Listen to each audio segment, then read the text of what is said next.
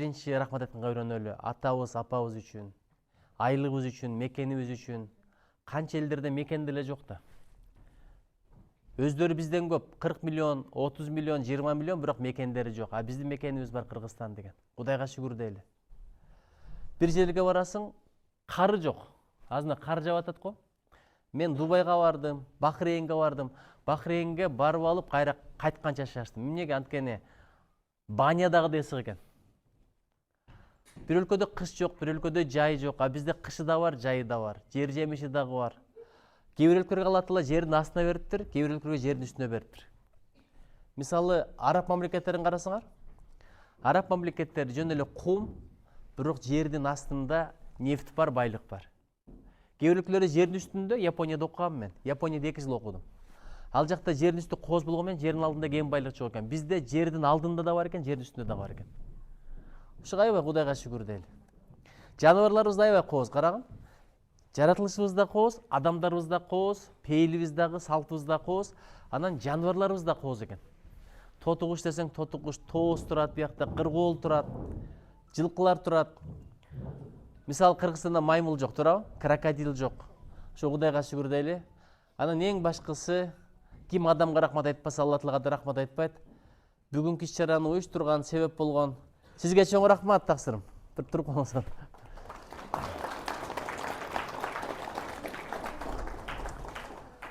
Кыргызда бир сөз бар, чакырган жерден калба дейт, өзүң басып барба дейт. Бир жолу байланышка чыгыптыр, мен жооп бердим. Келип бересизби деди, келип берем дедим. Бирок мен азыр сапардан келатам. Көр азабы, жол азабы деп коет, жол азабы, көр азабы дейт. Мына кече эле биз Баткенге барып келдик, Кадамжайга барып келдик, Баткендин ар жагында Тажикстан чек-арасына чейин барып келдик. Анан сапардан аэропорттон түштүм, келишим ушул болду. Бир аз күтүрүп койсом кечирим сурайм.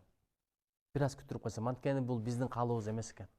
Самолет кечирээк учуп келди, жолдо пробка, бирок араңдан зорго жетип келдик. Эң жаманы кечигип келген. Анткени адам кечигип келгенде кадыр түшүп кетет экен. Аркадан кечигип балдыга өткөн чөктө адамдардын оюнда келди деген ой болбойт экен. Эртерээк келбейби деген ой келет экен. Ушунча да күттүрөбү, ушунча адамды кармайбы деп. Ошон үчүн таарынычтарды жок кылып сүйлөшөлү, макулбу? Адамдын жүрөгүндө таарыныч болгондо акыл укпай калат экен. Анткени байкасаң, идиш бош болсо чай куясың, идиш бош болбосо эмнени куясың? Бул бир. Эгерде бош үйдө, үйдүн ичинде алтын, күмүш, акча бар экенин билсе, ууру кирет. Эгер эчтеке жок экенин билсе, эч ким кирбейт. Ошол сыяктуу жүрөк таарынычка толуп турса, кекке, өчкө, капалыкка толуп турса, аяк акылда кирбейт. Ал жака шайтан кирип калат деп коет. Ошон үчүн жүрөктөрдү тазалап отуралы. Макулбу? Кечирдиңерби? Сен 12:30-га келишим керек эле, мен 1-ге жакын келдим. Же кечирген жоксуңарбы? Өңөрдөн көргөн жокмун кечиргениңерди. Баарыңарды карап атасыңар. Ошон үчүн бирдекеден баштайлы. Жүзгө эмне керек? Адамдын көркү жүз, жүздүн көркү көз деп коет. Жүзгө жылмаюу керек. Мен жылмаюу көрбөй атам жүзүңөрдөн. Же курсаң араштыбы? Же эчкеңер уруштубу? Же барың эки алдыңарбы? 3 формуланы колду мындай, колду көтөргүлө. Барын көтөрсөңөр. Биринчи. Жүзгө жылмаюу керек. Кайталап койгула. Эчки буларды катуу урушасызбы? Орус мындай коркуп атат да, жүзгө жылмаюу керек. Катуураак айткылачы. Тилге эмне керек? Таттуу сөз керек. Тилге таттуу сөз. Колго эмне керек? Белек керек. Эстеп калдыңарбы? Аягында сурайм. Эгер жооп бербесеңер, мен да эки коям. Макулбу, кетти. Биринчи эмне экен? Жүзгө, колго, тилге. Эң оңой, арзан нерселер ушулар, бирок ушуларды кымбат кылып жүрөбүз да. Мен мисалы Америкада окудум жеке. Америкада адамдар аябай мындай жылмайып жүрөт. Тааныса да, тааныбаса да. Жүзүң өзгөрсө, дилиң өзгөрөт деп апам бекер айткан эмес экен. Түрүң өзгөрсө, дилиң өзгөрөт. Бирөө сага жылмайып койсо, сен да жылмайгың келет. Бир эле жылмаюу адамдардын жакшылыктарына себеп болот. Ошон үчүн жылмаюу ушунчалык кымбат нерсе. Жолдо келатсам, бир жолу бирөө жылмайып келатыптыр. Жөнөкөй эле мындай, мен анда студент болчумун, 26 жашта элем. Балким мектепте окуган кыз, балким студентка, жөн эле жолдон кетип атып, анан жылмайып келатыптыр, көзгө көз чагылышып калганда хай деп өтүп кетти. Ошо ойдон настроением аябай көтөрүлдү, мен да кечке бирөөнү издеп коем. Хайдап коеюнчу депчи. Ошон үчүн балдарым жылмайганды үйрөнөлүчү. Кыргызстанда бир закон бар дейт, ким эгерде жылмайса күлсө камалат дегенде. Байкасаңыз, бардыгы эле мындай жүрөт. Азыр силер айылдасыңар, шаарга барсаңар, абаны түтүн каптап турат, адамдардын маанайын болсо мындай кабагы түйүлүп турат да, ушу күлүп үйрөнгүлө. Жашоо күзгү. Жашоо эмне экен? Күзгүдөн өзүңдү көрөсүң да, туурабы? Сен күлсөң, күзгүдөн дагы сага күлөт, туурабы? Чагылганың. Жашоо күзгү сыяктуу. Күлсөң күлөт, кабагың түйүлсө түйүлөт, ачуулансаң ачууланат. Ошон үчүн күлүп жүр, күндү күлүп тоз. Сен сыртың күлсө, дилиң да күлөт. Ушуга үйрөнөлүчү. Анткени бардыгы эле азыр мындай кайгылуу болуп жүрөт да, ушул жакшы нерсе эмес. Ошон үчүн биринчи лайфхак ушул: жүзгө жылмаю керек, анан тилге таттуу сөз керек. Азыр урушкандар аябай көп эдагай.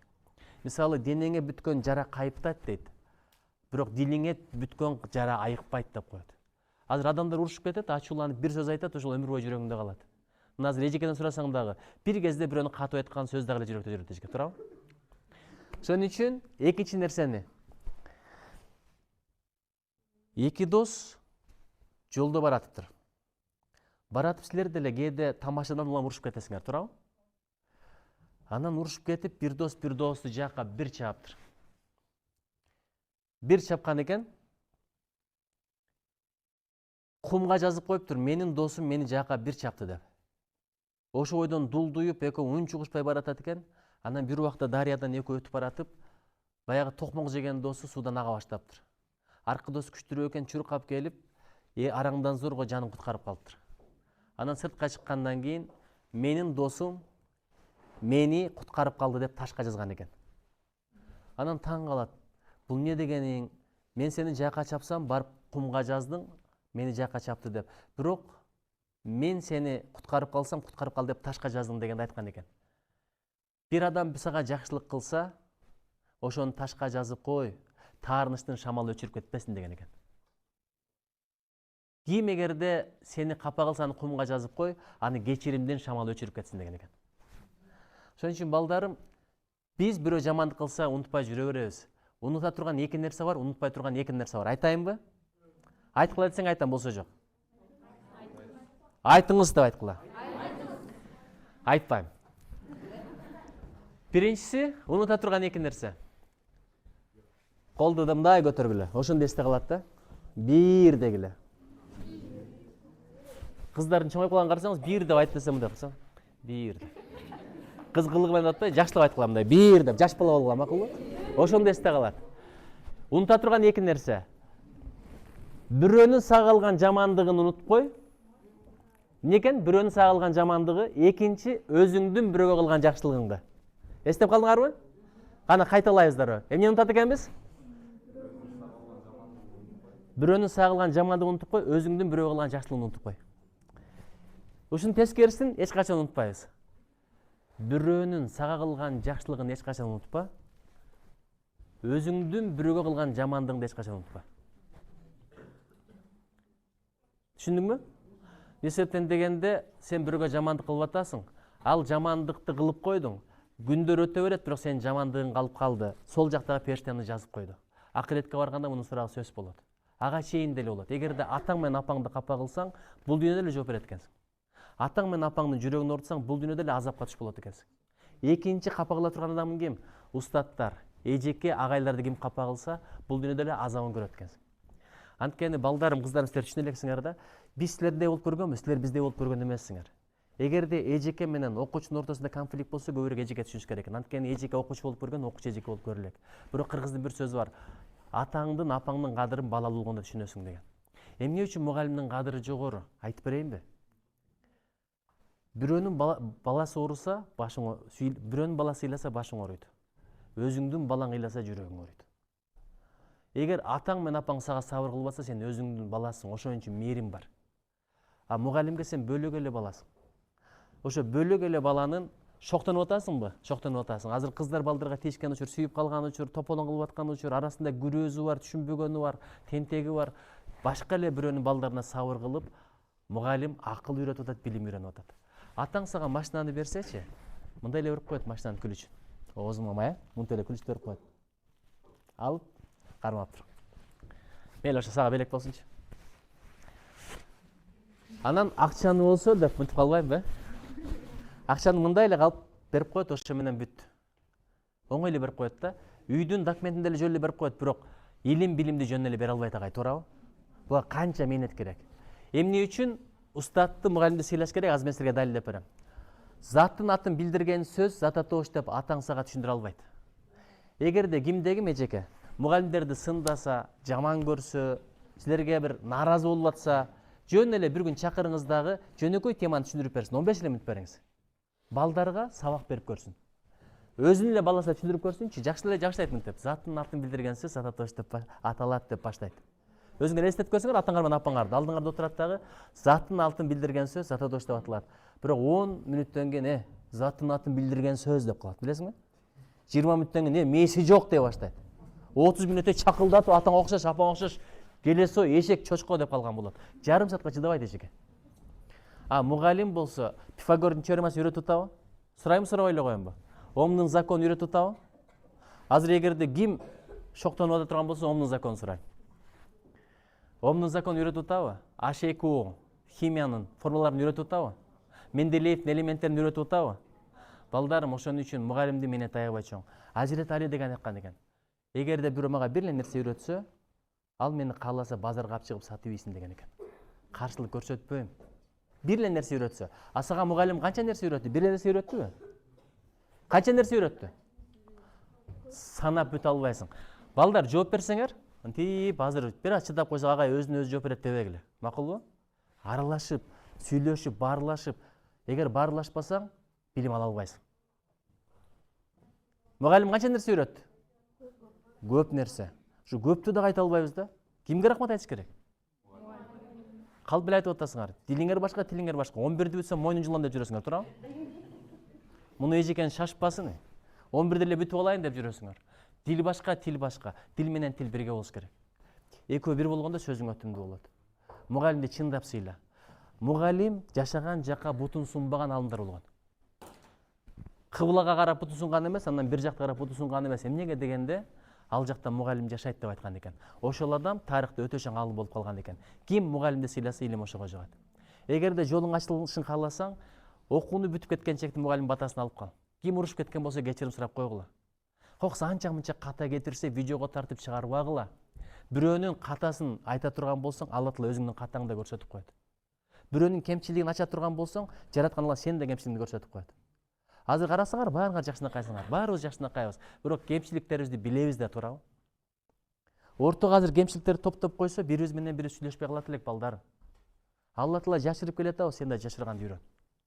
Жашырып келатабы, сен да жашырганды үйрөн. Азыр араңарда мына чоңоюп калсыңар. Поклонниктер пайда болду, кыздар. Каттар келет. Кыздарды сүйгөнүңөрдү билдирбегиле. Билдирсеңер кыздар мындай жестокий болуп кетет да. Сүйгөнсөң андан бетер мындай кыйнагысы келет. Карап тургансызбы? Аркасынан байкуш жиндүү болуп, кат жазып, гүл көтөрүп жүрөт. Андан бетер мындай карабай. Ошондон удовольствие алат. Ошого мен айтат элем, азырынча сүйбөй кое туруш керек. Сен сүйгөн кыз сенин жеңең болот. Кийин үйлөнөрдө Кудай Таала өзү жолуктуруп коет. Азыр көп адамдар сүйүп калгандан кийин мына көп чоң балдар окууну укпай коюп атат. Байкап турабы эжеке?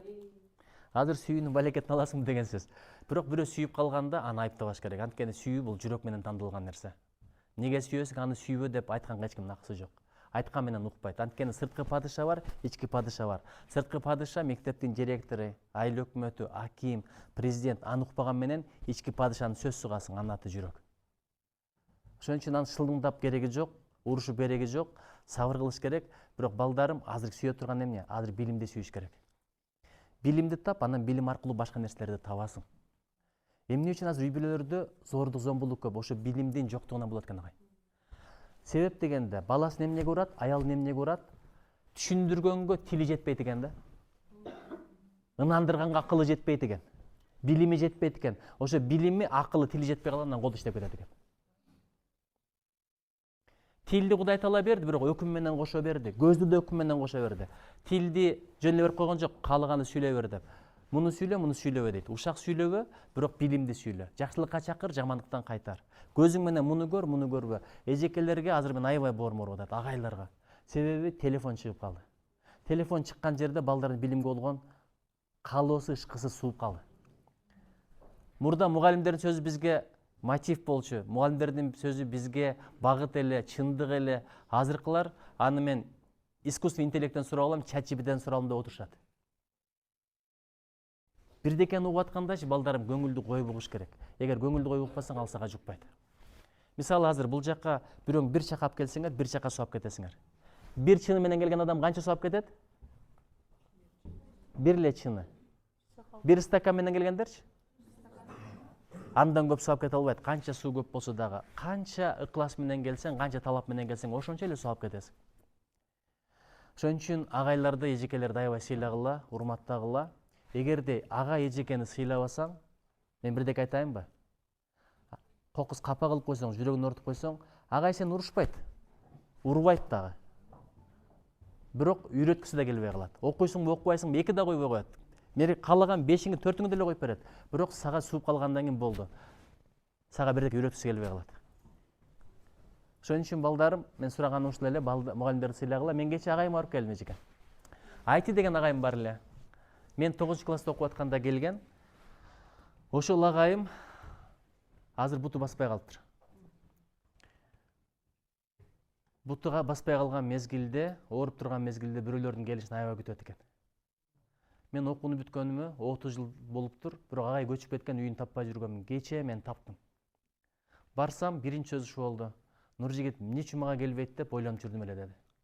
Көрсө адам ооруп турган мезгилде таарынчак болуп калат экен. Ошого айтат, адамдын алдындагы акыллары бар. Ошолордун бирөөсү ушул. Ким ооруп турса сөз кабарал. Анткени ооруган адамдын акыбалын биз билбейбиз, оору кадырын соо билбейт. Бул бир.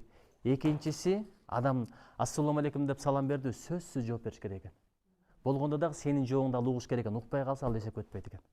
Ичиңен алейкум ассалам дедиңби, ал жүрөгү ооруп кетет экен, мен салам айтсам жооп да берген жок деп. Анан чакырса барыш керек экен. Адам көз өтүп кеткенден кийин жаназасына барып топурак салам дейт го, ошол дагы адамдардын алдындагы парзы болот экен. Ошон үчүн балдарым, ким ооруп атса сөз кабаралгыла. Бул өтөр кетер дүйнө. Бактылуу болгуң келсе бата ал. Баталардын дагы деңгээли бар. Жөнөкөй адам караганда ооруп турган кишинин батасы бар го, ошол жакшыраак болот. Күчтүүрөөк болот. Жөнөкөй аксакал караганда атанын батасы күчтүүрөөк болот. Устаттын батасы күчтүүрөөк болот балдарым. Азыр коңк-тоңк этип каяш айтып жүрөгүн ортуп атасың, бал каргышка калганың ошол. Бата десе эле биз ойлойбуз да, алаканды жайып алып, өмүрүң узун болсун, келечегиң кең болсун, оертадан жакшы баал деген түшүнөбүз да. Жок, адамдын жүрөгү жылып калды ошол берген батасы. Мугалим кээде сага катуу айтып койдубу, сабыр кылып койдуңбу? Мугалим баары өкүнүп калат. Ушуга бекер эле үнүмү көтөрдүм дейт. Анан жүрөгү жылып калат. Ошондо да мага кайыш айткан жок. Мына сага бата кетти. Анан жолуң ачылат сенин. Дагы бирдеке бар. Кайтар дүйнө. Надырбек Алымбеков деген аксакал бар. Ким билет? Акынды. Кол көтөргүлөчү. Надырбек Алымбеков. Роналдону ким билет? БТС'ти ким билет? Golden Dragon'ды ким билет? Надырбек Алымбековду ким билет? Кайсылары бар эле, эжеке? Ырдалып бүтпөйт махаббат деген ырды уктуңар беле? Ошол сөздүн автору Надырбек Алымбеков. Ошол Надырбек Алымбеков деген адам айтат да, аксакал, мен атамды эле көрөм, жакшы кылсаң өзүңө, жаман кылсаң өзүңө, өйдө карап түкүрсөң кайра түшөт көзүңө дейт. Жакшы кылсаң өзүңө, жаман кылсаң өзүңө, өйдө карап түкүрсөң кайра түшөт көзүңө. Бирөөнүн аркасынан жамандадың, ал өзүңө кылган жамандыгың. Бирөөгө бут тосуп койдуң, өзүңө кылган жамандыгың. Ошон үчүн балдарым, кыздарым, эжекелер, азыр мен бирдекени айтып атам. Азыр балдар чоңоюп калыптыр. Жакшы окуганы бул бир маселе. Бирок эң аягы баары бир келип туруп, кандай күйөө болот, кандай аял болот, кандай ата болот, кандай эне болот, ушуга да тарбия керек экен. Эгер азыр диплом бериш керек болсо, мен 3 адамга диплом берет элем да. Биринчи кимге? Бир кесиптин ээсине. Экинчи, кандай ата, кандай апа болот, кандай аял, кандай күйөө болот, ушуга да азыр даярдык керек болуп калды эжеке. Не себептен дегенде ажырашкандар аябай көбөйүп баратат. Эмитен айтып коем балдарым. Эмнеге ажырашкандар көп? Өзүм деле жашап кетем, мунсуз деле жыргай берем, мунсуз деле Дубайга барам. Дубайдагы сүрөттөрдү көрөт, өзүм бойдок элемин, анан ажырашып кеткенмин, анан жыргап эле жүрөм. Ал жыргал эмес, ал 1 секунд нерсе. 1000 Дубай 1 жубай берген нерсени бере албайт. Ушуга ишенип койгула. Сен бер жақтан емес, ар жақтан бер жақты қарап ойлан. Бер жақтан ар жақты қарап ойланба. Азыр карьера кылам, окууну бүтөм, бизнесим болот, машинам болот, акчам болот, дүйнөнү кыдырам. Бул башталышы гана. Эң аягы кандай? Эң аягы карылык, анан жалгыздык. Эгерде үй бүлөнү ким сактабаса, аягы жаман бүтөт. Россиядагы мигранттардын бирөөсү айтып берди, туруш. Агайым айтып берди кечеге. Канча аксакалдарды көрдүм дейт. Жалгыз өлүп калат, жанында эти же мышыгы калган дейт. Эч кимеси жок дейт. Жалгыз өлөт дейт. Өлгөнүн да эч ким билбей калат дейт. Качан жыты чыгып атканда аны байкап калышат дейт. Эмне себептен дегенде убагында ошолор карьера кылам, эч ким жок, жашай берем, акчам бар, дүйнөм бар деп үйлөнбөй койгондор, же ажырашып кеткендер, же турмушка чыкпай койгондор. Азыр күчүң бар, күйүң бар, акылың бар, сулуулугуң бар, адамдар тартып турасың. Бир учур келет, эч кимге керегиң жок болуп калат. Кимге керегиң болот? Өзүңдөн тараган балдарың гана керең болот. Өзүң төрөгөн балдарың, небере чөбөрлөрүң гана сага көңүл бөлбөсө, башка эч кимге керегиң жок болуп калат. Ишенбесеңер, «Война и мир» окуп көрсөңөр, Толстойдун чыгармасы эң башталышында бир пирден башталат, отуруштанчы. Эчтен келген коноктор карып калган кемпир менен учурашып, анан кетип аткан болот да, ошондо сонун сүрөттөйт да. Учурашып, кайра экинчи көрбөш үчүн жөн гана ради вежливости учурашат дейт. Анткени карыганда адам эч ким тартпай калат. Болуп турган заман башка, толуп турган заман башка. Ошондо билесиң, кадыр. Кыргыз бекер айтпайт, от сууң болгу чакты жаныңда абышкан болсуң деп. Аны башкачараак айтат, бирок мен ошону айтканга араз болом. Ошон үчүн кыздарым, эмитен тилектерди, ниеттерди оңдогулачы, мен жалгыз деле жашай берем деген алыс эле болгулачы. Жалгыздык бир Аллага жарашат, адамга жарашпайт ал. Макулукка да жарашпайт. Бардыгы түгөй менен акар чакар болот, көбөйөт. Ушуга эмитен ниетиңерди оңдоп баргыла. Анан анча-мынча тартип маселеси деди, иман маселеси деди. Анан мугалимдер менен өзчө сүйлөш керек эле, себеби мугалимдерге айта турган нерсени балдардын көзүнчө айтпаш керек. Балдарга айта турган нерсени мугалимдердин көзүнчө кээде айтпайт. Мен өзчө болгондо силер менен такыр башка сырдашмакмын. Бирок анча-мынча эжекелер силерден сурайын, агайлардан да сурайын. Анча-мынча балдар сабакка даярданбай келсе, катуу урушпай эле коелу. Неге окубайсың? Биринчиден ал физикага жөндөмү жок, кызыгуусу жок. Бардык сабактан 5 алышын каалайбыз, андай эмес. Ал физиканы жакшы билбегени менен физкультурадан жакшы. Ошо жакшы жактарын көрүп билип коюш керек экен, бул бир. Экинчиден, бала даярданбай келсе, дароо эле эки эшек чочко дегендерди айтпайлы. Ал жөндөмдүү болсо деле окубай келиши мүмкүн. Эмнеге? Балким үйүндө атасы менен апасы урушуп кетти. Үйдө эгерде ызы чуу боло турган болсо, баланын билимге кызыгуусу болбойт экен. Же бирөөнү сүйүп калды, ал муну карабай койду, башка бирөө менен сүйлөшүп кетти, ошол да баланы стресс кылат экен. Ага кийин күлөт, бирок азыр ал үчүн ал трагедия эле. Ошого сыр айтпаш керек экен да. Сага сыр айтсас, башка бирөөгө айтпаш керек. Мен Шашкини деген, Дима Шашкини деген Грузиянын Саакашвилинин билим министри менен жолуктум агай. Билим министри менен сүйлөшүп отурдук. Анан мектептерде психолог деген ал жакта кесип бар экен. Бул жакта жокпу? Ошону жөн эле коюш керек, киргизбей элечи. Анткени булардын курагында, азыр булардын курак психологиясы такыр башка да. Бир 13-14 жаштан баштап буларга азыр айтып берейин, булардын. Силерди карап туруп айтып берем. Үйгө караганда буларга көчө кызыктуу азыр. Бир. Экинчи, ата-энеге караганда достор кызыктуу. Ата-энелер ошо достор менен ажыраткысы келет да, аны менен дос болбо. Кантип? Анан балдар калпчы боло баштайт. Себеби жүрөгү тандаган да дос. Ата-эне аны менен дос болбо деген сайын бала ата менен апаны ыраазы кылуу үчүн калп айта баштайт. Дос болбой койдум дейт. Мына калпчылыкка үйрөткөн ошо болот. Үчүнчүдөн, булардын азыр ыр жазган учуру, күндөлүк жазган учуру көрүп окуп алып эч качан шылдыңдабаш керек. Качан шылдыңдасаң, ата менен баланын ортосунда мабыла алыстап кетет экен. Ишенич жоготот экен. Булар азыр ата-энесине сырын айтпайт. Эмнеге? Кичинекейинде ата апа десе, оозуңду жапчы, өзүң ишиңди кылчы, сага ким коюптур дегендер дууп калган да. Ошондо оозун да жапкан, жүрөгүн да жаап койгон. Жүрөктү бир жапкандан кийин өмүр бою ачпайт экен. Ошон үчүн бала кезде сырдаш керек экен, баарлаш керек экен. Мен кызым менен сырдашам, 5 жашында мага сырын айтат эле. Бала бакчага кетип атып атпайбы? Ата, мен бирөөнү сүйүп калдым деп. Кичинекей кызым. Бирок айтты, апам айтпа деди. Кичинекей кызым мага айтып атат. Мага ишен апасына. Мындай эле кетип айтып атат да, ата, мен бирөөнү сүйүп калдым. Анан мен кыжылат боло баштадым эчеге, кадимкидей. Себеби мага күлкү болгону менен ал аны сүйүп калса, ал муну сүйбөй койсо эмне болот? Баланын өзүнүн трагедиясы бар да. Жан дүйнөсүн ачыш керек. Ошентип кыжылат болуп жүрсөм, бир жума өткөндөн кийин аялым айтат. Атасы жаңылык бар эмне десе, кызың бирөөнү сүйүп калыптыр дейт. Мен коркуп кеттим, мен айттымбы дедим. Сен уктап атып айтып коесуң, эркектер ошондой да. Уктап атканда сүйлөп айтып койгон окшоймун деп кыжылат болсом айтып калды. Жок, ким десем, бир тууган карындашым келген экен, ошого айтса аял сыр сактай албайт экен, дагы айтып коюптур, кызың бирөөнү сүйүп калыптыр деп. Өзү садикке мен алып барышым керек. Ошо күнү аялым айтпады, мен апарып келем деп. Мына бир жумадан бери кызымдын бирөөнү сүйгөнүн билем, мен оюма келбептир ошол баланы көрүп коеюн деп. Аял бирдеке укпасын экен. Уккандан кийин мен көрүп келишим керек, өзүм апарам. Анан алып жөнөдү. Тапыр тупыр деп кудуңдаган эртелеп кетти. Өзү кечирээк барса деле барат, баягы көрүп келиш керек да максат. Анан эле бир убакыттан кийин ушундай келди дагы, анан кийин айтып атпайбы? Көрдүм дейт. Кызыңдын вкусу дейт, ата кызыңыздын вкусу дейт. Мени сиз деп сүйлөйт. Кызыңыздын вкусу атылып кетиптир деп атпайбы?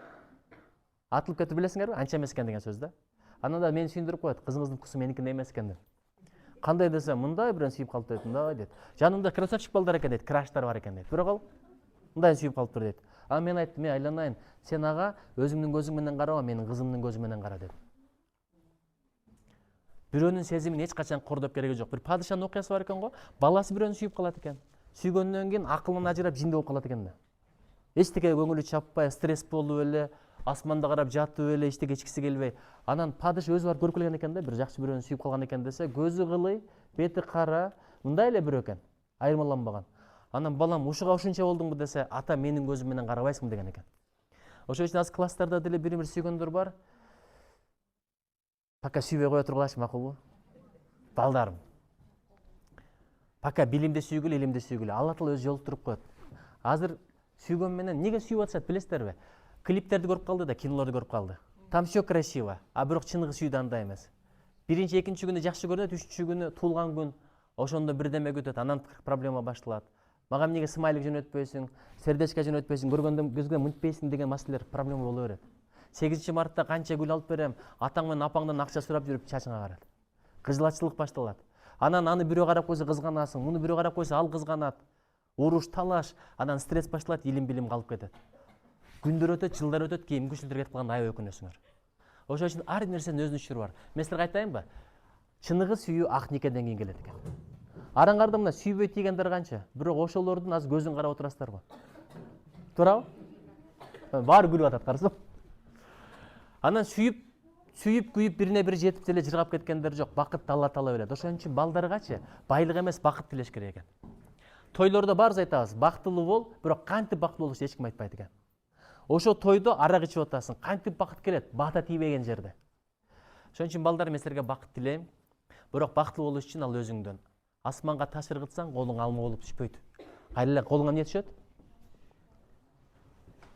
Эжекелер, мындай эмнеге коркутуп койгонсуңар буларды? Асманга таш ыргытсаң, колуңа кайра эмне түшөт? Алма ыргытсаңчы? Нан ыргытсаңчы? Денеңден кандай акыбал чыкса, башыңа ошондой акыбал келет. Сен кандай болсоң, тагдырың ошондой болот деген сөз. Мүнөзүң жакшыбы? Демек бактың жакшы болот. Пейлиң жакшыбы? Демек жолуң жакшы болот. Ошон үчүн балдарым, азыр бир-эки нерселерди айтайын, ошо менен акырын жыйынтыктайлы. Сый көргүң келсе сыйла. Урматтуу болгуң келсе урматта. Кечирилгиң келсе кечир. Сен кечирбеген бойдон кетсең, Алла Таала да сени кечирбей тосуп алат экен. Ошого мен силерге айтат элем, мына жерде азыр чоң балдар бар экен. Чоң балдар. Эки кулаңар менен дыккат угуп тургула мени, макулбу? Адам чоңойгон сайын, күчтөнгөн сайын өзүнөн алсыздарга мындай үстөмдүк кылган жакшы көрөт. Табият ошондой. Күчүң барда акыл иштеткиң келбейт деп күчтү колдонгуң келет. Байлык болсо байлыкты иштеткиң келет. Бийлик болсо бийликти иштеткиң келет. Адамда эмне болсо ошону колдонгусу келет да. Бирок чоң балдар кээде кичинекей балдарды урат экен. Система деген бир балекет бар экен. Рекет деген бир балекет бар экен. Ал бул жакта балким жоктур, башка жактарда бар экен. Эми чоң балдарга айтып коеюн. Балдарым, биринчиден арам аш болбойт. Мурда бирдекени бергенде, пара бергенде тешип чыксын деп берген. Аш болбой калсын, уу болсун, ушу укум тукумуна чейин уу болуп жетсин, ушу жакшылык көрбөй кал деп берген. Эч бир адам зордоп алган акчаңды жөн бербейт, ушуга бир ишен. Экинчиден балам, бирөөнү кордоп койсоң, үстүнө налог салып койсоң, ал кыжылат болот. Кыжылат болгонду башка бирөө сезбеген менен апасы сөзсүз сезет. Үйгө барганда балам эмне болду деп сурайт. Анан бала айтпайт да, эркек болбой калат айтса, туурабы? Жөн эле деп коет, бирок бала жүрөгү менен сезет, апа. Бир проблема болуп атат. Анан ичинен айтат, ким балам ошондой проблема кылса, жакшылык көрбөй калсын деп айтат. Арка моюну алдында калсын. Бир ожалбай калсын, ошо болбой калсын, оңбой калсын деп тилейт апа. Ошол каргыш сөзсүз дейт. Аркаңдан директор көрбөй калышы мүмкүн, милиция көрбөй калышы мүмкүн, кубалган ит жетпей калышы мүмкүн, бирок каргыш сөзсүз жетет балдар. Ошо каргыштан абайлагыла. Кече бир кинону көрдүм. Реклама болуп калбасын, бирок мындай кино экен, Карыз деген кино экен. Ошондо мошенникти дагы бирөө келип тоноп кетет экен да. Тоноп кетсе өлүп кетсен, КамАЗ сүзүп кетсин дейт экен да. Сага мындай ачуу менен айтып эткенде, КамАЗ сүзүп кетсин, кантип ушинтип жашап жүрөсүң, кантип ошогантса каш болот деп. Өзү болсо мошенник, башта келгенде билип атпайбы? КамАЗ сүзүп кетсин дейт экен, анан паспортун алып коет экен да.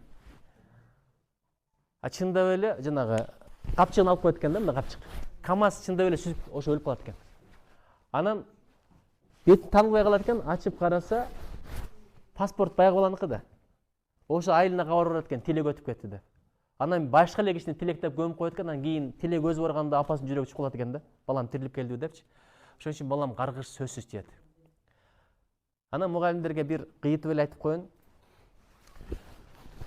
2 алар бар, 5 алар бар. 2 аларлар кол көтөрүп койгулачы демеш көтөрбөй туурабы?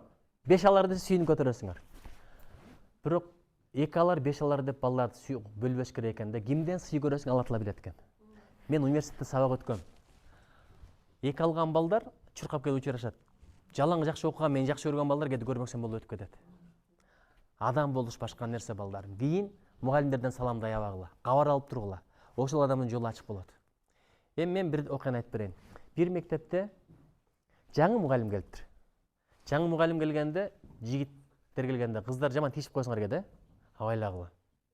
Алда сүрдөйт, кыжылат болот. Анан жаңы мугалим келиптир дагы сабакка кириптир.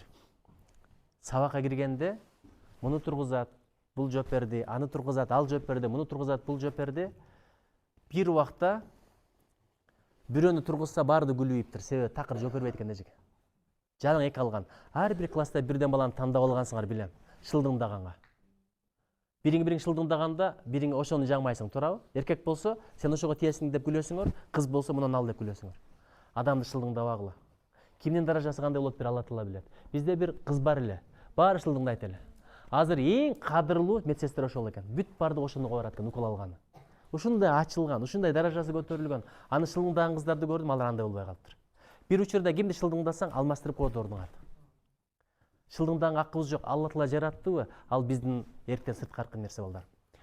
Анан ошентип анан бир бала турганда баарды каткырып күлүп ийиптир, себеби ал баары шылдыңдаган бала экен, эч качан окубайт экен. Анан агай бул дудук, бул 2 алар, такыр окубайт, бекер эле тургуздуңуз, бул такыр кол көтөрбөйт, эптеп эле келатат деп баары айтат экен.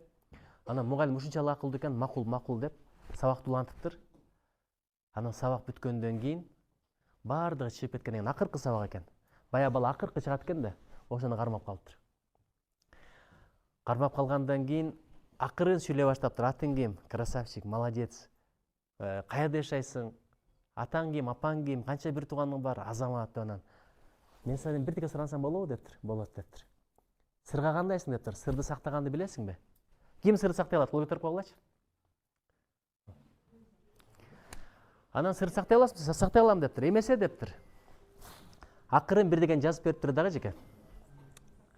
Ошону окучу дептир. Окуган экен. Жаттап кел, бирок эч кимге айтпа дептир. Эстедиңерби? Жаттап кел, бирок эч кимге айтпа дептир. Анан мен жазып бергенде дагы айтпа, мен сени алып калганды сырларды эч кимге айтпа дептир. Макулдагандан кийин кийинки сабак келгенде ошол тема экен да. Атичник тургузат, жооп бере албайт. Муну тургузат, жооп бере албайт. Аны тургузат, жооп бере албайт. Баягы баланы тургузганда жооп берип коет атпайбы? Анан дагы бир кармап калып айтат экен, азаматсың. Дагы бирөөнү жазып берем, кийинкиде ошентесиң деп. Экинчи жолу дагы даярдап койду, кол көтөргөн жок. Жооп берип койду. Үчүнчүсүндө кол көтөрдү. Төртүнчүсүндө эже агай даярдап берген жок. Өзү келип кол көтөрүп турду ошол. Балдар ооз ачылып калыптыр биринчи жолу жооп бергенде. Экинчи жолу бир аз да таң калыптыр. Анан бара бара көнүп отуруп, ошо бала класстын алды болуптур. Бара потоктун алды болуптур, анан мектептин алды болуптур. Ошентип кийин профессор болгон дейт. Сонун университетте окуган дейт. Кээде баланычы ачып коюш керек экен да. Мен Япониядагы бир окуяны айтып берейин. Мен Японияга бардым. Японияга баратканда стюардесса дегенди ким билет? Барыңар билесиңер да, туурабы? Стюардесса мен Американын компаниялары менен учтум, Россиянын компаниялары менен дагы учтум. Анан Японияныкы, Туркияныкы, Кыргызстандыкы мындай бассаң, стюардесса жардамга келет. Чакырсаңчы, билесиңер да, дың десең келет. Россиянын стюардессалары мындай эле сурайт да. Чем я вам могу помочь деп эле мындай. Ушундай эле сурайт. Америкалыктар келип сурайт. May I help you? Түрктөр болсо буйрун efendim, ne dersin, ne istersin деп сурайт. Бирок япондордукун айтып берейинби? Көрсөтүп берейинби? Япондордуку мындайчы. Чакырсаң мындай келет экен дагы, агай. Мындай сурабайт экен. Тизелеп туруп, анан сурайт экен агай. Тизелеп туруп, астыдан үстүнө карап анан сурайт экен. Аны дагы англисче жаман сон, may I help you деп. Баягынын тизелеп отурганын көргөндөн жумшагың деле келбей калат экен. Өзүңчө эле ыраазы болуп эле садаган кетем, бактылуу бол бара бер деп айтып келет экен да. Балагачы бул жактан карап сүйлөгөн башка экен, үстүдөн. Алдыдан карап сүйлөгөн башка экен. Кээде балагачы алдыдан карап сүйлөгөн үйрөнүш керек экен мугалимчи. Ошондо бала ачылат экен. А биз болсо үстүн карап туруп, "Неге дайранган жоксуң?" десе ким айтат? Манас Бердиевдин тамашасы бар эле го. "Что было задано на дом?" дейт. "Унчукпай турабыз" дейт. Эгер нормально айтса дейт. "Что было задано на дом" деп кичипейилдик менен айтса дейт. "Окуган жокмун, эжеке" деп айтмакмын дейт да. Анан "Что было задано на дом?" Анан алдыдан карап, анан акырын сүйлөсөң бала ачылып берет экен. Бирок ачылгандагы сырларын эч кимге айтпа экен да. Ошо Шашкин айтат, "Биз психолог деген штат киргиздик" дейт. Айрым окуучулар барып туруп сырын айтыптыр дейт. Психолог келип ателлер чогулушун айткан дейт. Анан ал жайылып кеткен, бая баланын сырын өзүнө эчиткенден кийин астына өлгөндөр болгон дейт. Ошон үчүн эч качан баланын сырын ачмай жок. Ким эгерде сырдашкысы келсе мен даярмын. Анча-мынча келип турам, сырыңарды айткан эч кимге айтпайм, бирок кеңештеримди берем. Аз булар сырдашканга киши таппай жүрөт. Анткени биздин ата-энелер отурушка убакыт табат. Отуруштун 30 түрү бар. Аяш отуруш, черная касса, белая касса, курсташтар, классташтар, служактар, абысындар, бажалар өзүнчө, бирок балага убакыт бербей калдык. Булар бар бирдеке сураса убакыт жок, бирок түнү менен кара колго тойго барып, эртең менен саар менен келип калабыз бул жака. Бирок балага убакыт бербей калдык. Ошон үчүн балдарым, аз бир-эки суроо берем. Силер жооп бересиңер, макулбу? Баары сонун болот. Колумдан келеби? Иштеген түшүнгөн жоксуңар, колуңдан келеби? Колуңдан келеби? Колуңдан келеби? Азыр ким келет деп айтса, ошон чындап эле колунан келет да. Колуңдан келеби? Колуңдан келеби? Балдар ишенип кой, келечегиң аябай сонун. Азыр айтып атпайбы, мурдагылар жакшы эле, азыр башкача болуп калдыңар. Жок, азыркылар мурдагыдан да жакшы. Силер жакшысыңар. Азыр өң келбетиңерди карап атам, мен дүйнөнүн көп өлкөлөрүнө бардым. Биздегидей келишимдүү балдар, кыздар дүйнөнүн көп өлкөлөрүндө жок. Кыздарыбыз ыймандуу, дагы деле ыйбалуу. Бирөө барса наноси деп айтасыңар деп турабы? Же айтпайсыңарбы? Кирип чай ичиңиз дегенде айтасыңарбы? Же бутун карайсыңарбы? Ушул сыпаттардан калбагыла. Анткени мурдагы заманда бирөө жарым келгенде нанос тийбей кетсе ошого да жазылып болгон, туурабы? Даже нанос тийбей кеттиби деп. Ошол кыргыздын салты, кыргыз бойдон калалы.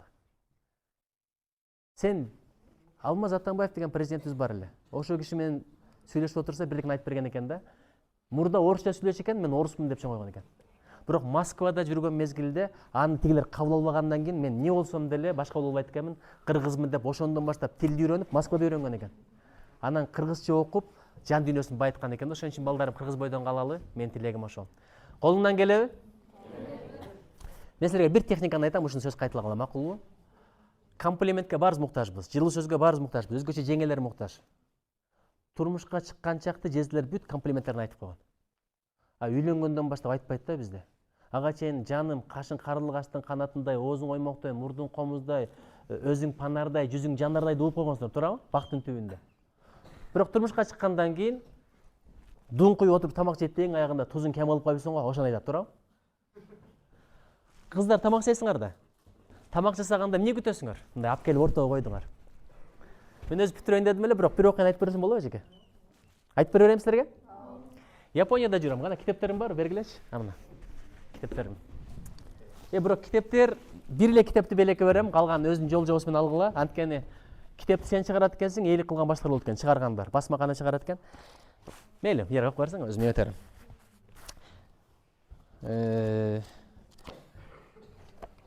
Сакура деген гүл бар да, мына сакура гүлдөрү. Ким билет сакураны? Ошо сакура гүлдөгөндө бүт бардыгы бактардын түбүндө отуруп алып эс алат. Анан кыргыздардагы Сакура болгон күнү түнү туруп эс алалы деп анан бир адам түнү менен жөнөтүп койдук. Себеби түнү менен барып ээлебесе орун калбай калат. Ушунчалык эл көп келет. Анан бирөөнү эртең менен жөнөтүп койдук. Түн ортосунда барып ээлептир. Бакша кыргыздар шашпай барат го. Байкуш ээлеп жини келип калыптыр барсак мынтипчи. Анткени биз шашпай күн чыккандан кийин түшкө жакын бардык. Ошондо бизге тапшырма болгон. Ар бир кыргыз өз алдынча тамак жасап келсин деп. А мен тамак жасаганды билбейм. Эмне кылдым айтып берейинби? Картошка алып келдим, чеснок алып келдим, пияз алып келдим, томат алып келдим, май алып келдим. Анан чекеден майды салдым, картошканы салдым, этти салдым, билгенин баарын сала бердим. Туздан септим, анан томаттан коштум, сууну коштум, үстүнө камырды салып туруп, үстүн бир аз дымдап койсом, мондой спагетти болуптур. Көрсөң эле жегиң келген спагеттиде өзүм сыктандым. Анан эрте салып барып туруп койдум, бирөө манты алып келген, бирөө лагман алып келген, бирөө плов алып келген. Кыргыз тамакта биякта жок да. Ал жакта япондордун темпарасы бар, сушиси бар, аларда мондой тоюп калган болчу. Анан орто койгондо элдин баардыгы биринчи меникин жеди. Ушундай сүйүнүп турам, бирден ос тийди, бирок карап турсам экинчи эч ким ос тийген жок. Себеби дагы манча эмес экен да. Өңү жакшы экен, дагы манча эмес экен. Ушундай карап турам, үмүт менен аз дагы жеп койсо экен депчи. Адам тамак жасагандан кийин бирөөнүн жешин каалайт экен. Бирок экинчи эч ким ос тийген жок. Даже өзүм ос тийген жокмун экинчи жолу. Биякта манты турса өзүмдүн даамы жок тамагымды жебейм да. Бирок ошондо бир ой келди да, эгер дагы бирөө экинчи жолу ос жазып барып бетине нөбөт элем депчи. Ушундай карап турам, анан эч ким жебей ошону кайра көтөрүп келгем, жаман обидно болгон. Ошон үчүн аялдардын тамагын мактап туруш керек экен. Бирөөгө айтыптыр да, аялыңын тамагын мактап жеп кой, даамдуу экен деп жеп кой деп молду айткан экен. Үйгө барып анан кийин ошо күнү мантысы мактаптыр да, аябай сонун манты болуптур, укмуш манты болуптур, рахмат сага деп атса, келеси 30 жылдан бери манты жасайм, бир да жолу мени мактаган жоксуң, муну кошуна жасап алып келип бердиле деген экен. Ошон үчүн балдарым, мен силерге бир техниканы үйрөтөм. Күзгүнү карайсың, эч ким жок жерде, эч ким болбосо макулбу? Мындай өчүрүп коюп туруп, ушундай күзгүнү карайсың. Анан күзгүнү карап туруп айт. Эркек болсоң айт. Ты красавчик де. Кыздар айткыла, ты красавица. Ты по всем параметрам идеальный деп айт. Сен укмуш кызсың.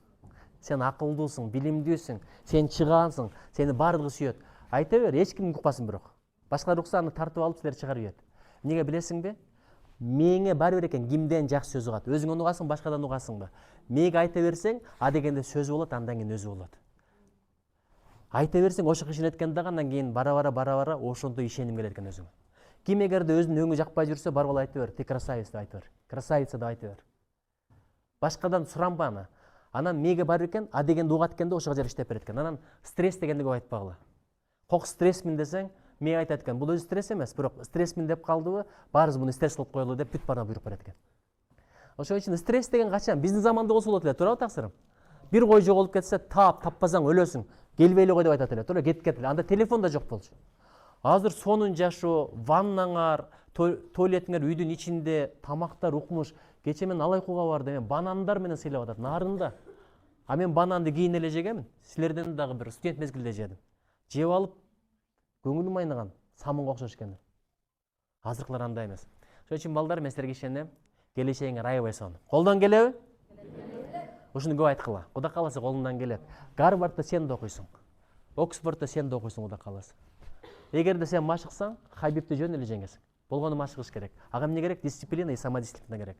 Кызым, сулар конкурсуна катышсаңар, ушул жерден биринчи орун алдылар чыгат. Гарантия берем. Алар баягы бети башын боеп, анан кийин ботекс кылып чыгып атпайбы? А бизде табигый сулуулук бар. Кара тоонун кыздары, тоонун балдары баары бир башкарып. Анткени тоо бийиктик. Бийиктиктен дүйнөнү карасаң, адамдын көңүлү ачыла берет. Ошон үчүн Кудай колдосун, коргосун, өзү сактасын. Мен силерге ийгилик тилейм. Анан мугалимдерди сыйлайбызбы? Ким сыйлайм дегендер кол көтөргүлө. Эжекелер кол көтөрбөгөндөр жазып алгыла. Азыр мен сторис тартайын, Ким мугалимдерди анча-мынча капа болсо кечирди, мындай баарың эле көтөрө бергиле, бирөө жерин кетсе агайлар капа болуп калат мындай, ушу тартып жүргөн экен деп. Барыз 1 2 3 азыр ким көтөрбөсө мен буяка тартып алам. Ким мугалимдерди сыйлайт? Ой азаматтар. Ким ата-энелерин эч качан капа кылбайт? Ой азаматтар. Дагы бир нерсе.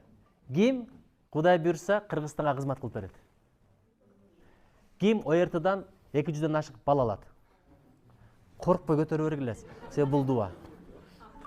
Эжекелер да таң калып күлүп атат. Бирок Кудай кааласа баары жакшы болот. Колдон келет деген сөздү көп айт, ошого жараша жол колуңдан келе берет, жолуң ачылат. Анан дагы бир декен айтайын, балдарым. Жаштын тилеген Кудай берет.